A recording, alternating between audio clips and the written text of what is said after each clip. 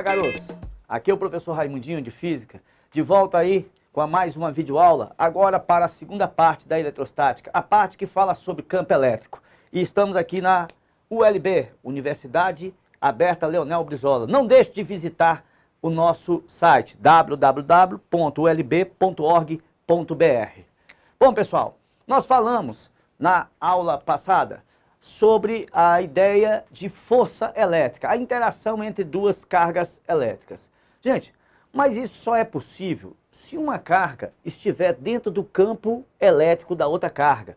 Não se gosta de falar muito que o campo elétrico é aquela região de influência, mas se for mais fácil para você entender, embora saiba que não é essa região, certo? Mas saiba que dentro desse local de influência de uma carga, se eu tenho outra carga, essas vão estar sujeitas à ação de uma força, que pode ser de atração ou de repulsão, conforme nós já vimos. Olha só, pessoal, se eu tenho uma carga positiva, Q grande, esse Q grande aqui nós vamos tomar como carga geradora do campo elétrico. E a uma certa distância dessa carga, eu tenho um ponto, certo? P qualquer, é interessante você lembrar que nesse ponto não existe força elétrica. Nesse ponto existe potencial elétrico. Ora, potencial elétrico, ou seja, o que quer dizer isso? Quer dizer que se eu colocar qualquer outra carga nesse ponto P, que está sob influência dessa carga geradora, ela vai ser atraída ou repelida. Ou seja, se ela for positiva, ela vai ser o quê? Repelida, porque cargas mesmo sinal se repelem. Agora, veja bem, se eu tenho um outro ponto P, vamos chamar de ponto X, que está a uma distância dx, se eu coloco uma carga negativa aqui, veja, nesse ponto não tem força, mas se eu coloco lá uma carga negativa, aparece uma força que dessa vez é de atração, porque cargas de sinais opostos se atraem. Olha, pessoal, então veja bem, quando eu estabeleço um ponto de um campo elétrico, naquele ponto eu posso garantir que tem um potencial elétrico. Caso eu venha colocar uma carga nesse ponto, essa carga vai adquirir energia potencial elétrica. Agora, a força elétrica só vai existir nesse ponto se eu tiver essa carga. No ponto eu tenho potencial. Tenho energia? Não. Tenho força? Não. Mas se eu colocar uma carga nesse ponto, aí essa carga vai estar sujeita a uma força e também vai adquirir energia potencial elétrica devido ao potencial elétrico daquele ponto. Ora, pessoal, então veja bem, nós falamos de três coisas diferentes, certo? Nós falamos de campo elétrico, nós falamos de potencial elétrico e nós falamos de energia potencial elétrica. Algebricamente, o campo elétrico, pessoal, vai ser dado pelo produto do módulo da carga pela constante sobre o quadrado da distância que as separa. Olha só, potencial elétrico. O potencial elétrico vai ser dado pelo, veja bem, produto da carga pela constante eletrostática. Lembrando, aqui o campo é dado em módulo, porque a carga é dada em módulo. Aqui não. Carga positiva vai gerar potencial positivo. Carga negativa gera potencial negativo. Aonde é que está a diferença? Professor, onde está a diferença? É que essa grandeza aqui, pessoal, é uma grandeza vetorial. E essa grandeza aqui é uma grandeza escalar. Ora, na verdade, o potencial elétrico, pessoal, ele vai ser, então, a razão entre a energia potencial elétrica e a carga. O potencial é a razão entre a energia potencial elétrica e a carga. Qual é a unidade do campo elétrico? Newtons por Coulomb, em unidades do Sistema Internacional. Isso porque o campo também pode ser definido como sendo a razão entre a força elétrica e a carga. Não a carga geradora, a carga de prova. Então, força medida em newtons, olha só, ó, carga medida em coulombs. Então, newtons por coulomb. Então, na verdade, o campo, pessoal, ele não mede a força, ele prevê a força que vai aparecer para cada coulomb de carga que lá for colocado. Se eu tenho, por exemplo, em um ponto qualquer, um campo elétrico de intensidade 10 newtons por coulomb, o que isso quer dizer? Quer dizer que lá existe naquele ponto uma força de 10 newtons? Não. Quer dizer que para cada coulomb de carga que lá for colocado, surge uma força de 10 newtons. Se eu colocar no ponto 2 coulombs de carga, aparece uma força de 20 newtons. E assim por diante. Então, na verdade, o campo, ele não mede, presta atenção pessoal, o campo elétrico, ele não vai medir a força naquele ponto. Mesmo porque essa força só vai existir no ponto se existir uma segunda carga lá. Então, veja que ele prevê a força que vai aparecer para cada coulomb de carga que lá existir. Então, pessoal, a ideia de campo. A carga, como ele é uma grandeza vetorial, nesse ponto aqui, não precisa ter carga para que o campo exista. Para que a força exista, é necessário que essa carga esteja lá. A carga positiva, ela gera campo de afastamento, o chamado campo divergente, já que ela é uma grandeza vetorial. Olha lá, ó. Se eu tenho uma carga positiva, geradora de um campo, e eu pego um ponto P, nesse ponto não tem força. Nesse ponto tem campo. E o campo está para a direita. Por quê? Carga positiva gera campo de afastamento, campo divergente em relação a ela. Porém, veja bem, se eu colocar uma carga de prova também positiva nesse ponto, aí sim vai aparecer uma força. Carga de mesmo sinal se repelem. Olha lá, cargas de mesmo sinal se repelem. Então, observe, ó, se eu tirar essa carga de prova daqui, nada acontece com o campo é dessa carga. Porém, quando eu coloco essa carga, além do campo no ponto, aparece uma força, a força de repulsão entre as duas. Mas vamos imaginar diferente. Vamos imaginar que eu tenho uma carga positiva gerando campo. Ora, então nesse ponto P, que está a uma distância D, eu vou ter um campo para a direita, porque carga positiva gera campo de afastamento. Meninos, meninas, veja bem, nesse ponto não tem força. Não tem força. Porém, se eu colocar uma carga de prova aqui agora negativa, aparece uma força entre as duas, ó. Cargas de mesmo sinal se atraem, ou desculpa, de sinais diferentes se atraem. Olha só, veja, presta atenção. Olha, se eu tiro essa carga daqui, nada acontece com o campo. Porém, se eu coloco essa carga aqui, aparece uma força que não vai interferir em nada na posição aqui, no valor do campo. A força que é de atração, porque carga de sinais opostos se atraem. Mas vamos imaginar uma carga geradora do campo negativa, que está a uma distância D de um ponto P. Nesse ponto, tem campo e tem potencial elétrico, mas não tem força. O campo aqui, pessoal, é de aproximação, olha, em relação à carga que está gerando, ó. O campo aqui, pessoal, ó, é de aproximação. Carga negativa gera campo convergente. Carga negativa gera campo de aproximação. Carga positiva gera campo de afastamento, campo divergente. Veja, aqui não tem força, aqui tem campo e tem um potencial elétrico. Porém, se eu colocar uma carga de prova positiva aí, vai aparecer uma força entre as duas, ó. E essa força é de atração, porque cargas elétricas de sinais opostos se atraem. Olha lá, cargas elétricas de sinais opostos se atraem. Veja, a presença dessa carga não altera o campo, porque o campo é da carga geradora.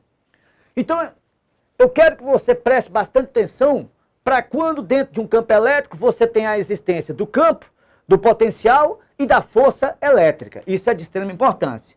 Se eu pegar aqui por último, a carga geradora do campo, também negativo, e ela está a uma distância D, olha só, de um ponto P.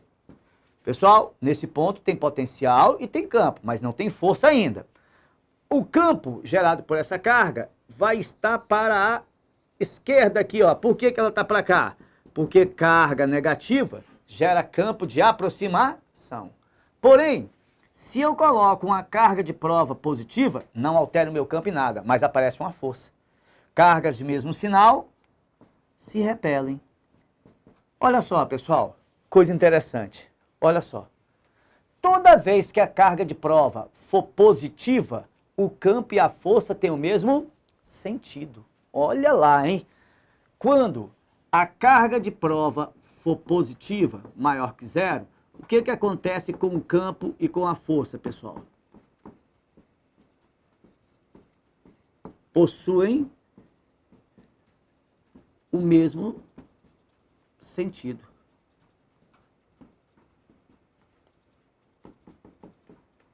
Olha só. Quando a carga de prova foi negativa, nesse caso e nesse, o campo e a força tiveram sentidos o quê, pessoal? Opostos. Isso ajuda demais a resolver algumas questõezinhas de eletrostática. Então, lá, se a carga de prova é negativa, olha lá, campo e força possuem sentidos opostos. Campo e força possuem sentidos opostos. Então, professor, mas e se não tiver carga de prova? Se a carga for igual a zero? Ó, se a carga for igual a zero, não tem força. Força é igual a zero. Só vai ter o quê, pessoal? Só terá quem? O campo. Só o campo será diferente de zero. Veja bem. Olha aí, ó. Olha a situação. Ó, se a carga for positiva, carga de prova, campo e força possuem o mesmo sentido. Se a carga de prova for negativa, campo e força possuem sentidos opostos. E se não tiver carga de prova, só tem campo e potencial. Lógico, não terá força. A força é entre as duas, o campo é só dessa. Bom, então, pessoal, a ideia de você ter um campo elétrico é que para que haja interação, como vimos lá na lei de Coulomb, para que haja interação entre duas cargas elétricas, uma tem que estar sob a influência da outra. Ou seja, uma tem que estar dentro do campo elétrico da outra. E você pode fazer uma comparação isso com o campo gravitacional. Enquanto nós estamos dentro do campo gravitacional da Terra, olha, estamos sob influência de uma força, da força gravitacional. Nós estamos dentro do campo gravitacional da Terra. Bom, pessoal, veja bem, o potencial elétrico tem algumas propriedades importantíssimas. Primeiro, a carga positiva tem que gerar potencial positivo. A carga negativa tem que gerar o potencial negativo. Dá uma olhada aqui nessas propriedades, que a gente chama de propriedades do potencial elétrico. Olha lá. Se eu tenho uma carga positiva e eu pego uma linha de força desse campo, essa linha de força está orientada aqui para a direita. Por quê? Carga positiva gera campo divergente. O potencial elétrico é uma grandeza escalar e é dado pela expressão kq sobre d. Não confunda, o campo elétrico é kq sobre d ao quadrado. Não confunda, o campo elétrico é uma grandeza vetorial. O potencial elétrico é uma grandeza escalar. Se eu adotar um ponto aqui, qualquer, que tem um potencial V1, podemos até citar um exemplo aqui. O potencial aqui ser igual a 30 volts. O potencial é medido em volts, em homenagem a Alexander Volta. Aqui ele vai ser em módulo menor, 20 volts. Aqui ele vai ser em módulo menor, 10 volts. Veja que eu estou apenas fazendo uma comparação, né? É apenas um exemplo prático. À medida que a distância aumenta, o valor absoluto do potencial diminui. Se eu soltar uma carga elétrica positiva aqui, Qzinha qualquer, essa carga vai se movimentar para a direita. Por que ela se movimenta para a direita? Cargas de mesmo sinal se repelem, né? Então ela vai se movimentar para a direita. Rumo aos maiores ou aos menores potenciais? Rumo aos menores potenciais. Ó, carga positiva, solta em um campo elétrico, ela movimenta-se no sentido das linhas de força, propriedade do potencial. Ou seja, rumo aos menores potenciais. Porém, se eu soltar dentro desse campo uma carga elétrica negativa, essa carga vai se movimentar para a esquerda. Por quê? Cargas elétricas de sinais opostos se atraem. Em outras palavras, Carga negativa vai movimentar no sentido contrário ao das linhas de força, rumo aos maiores potenciais. Isso é importante, porque a maioria dos exercícios você pode resolver por aí, só seguindo, certo, a propriedade dos potenciais. E isso acontece também se a carga for negativa, gente. Se a carga geradora do campo for negativa, observe. Pega uma linha de força, carga negativa. Linha de força está para a esquerda, porque carga negativa gera campo convergente, campo de aproximação. Isso é convenção, tá? Gera um campo de aproximação. Então vamos dizer que aqui o potencial seja menos 30 volts. Professor, mas por que menos? Carga negativa tem que gerar potencial negativo. Carga positiva gera potencial positivo.